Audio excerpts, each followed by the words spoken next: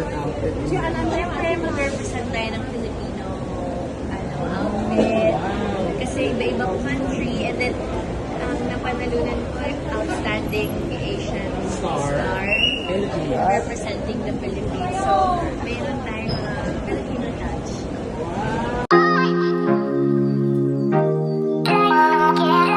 Hindi na napigilan ni Kim Chiu na maging excited sa magaganap na awarding. Sa isang interview nga ni Kimi ay pinagkaguluhan ito ng mga fans kung saan ay huminto ito para sa interview, at inamin nga ni Kim, na sobrang happy niya na isa siya sa makakatanggap ng award. Hindi man pinalad sa nominations noong nakaraang kaganapan ay sulit naman ito ngayon. Sobrang nga ang pasasalamat ni Kim sa kanyang mga fans dahil sa suporta na binibigay nito sa Chanita.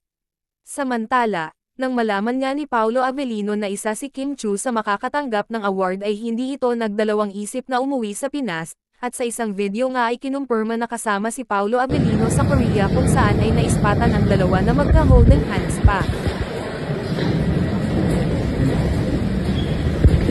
Very excited to represent the Philippines, of course, ABS-CBN. So, nakaka-excite. Ano bang red carpet outfit? Siyempre, mag-represent tayo ng Filipino outfit.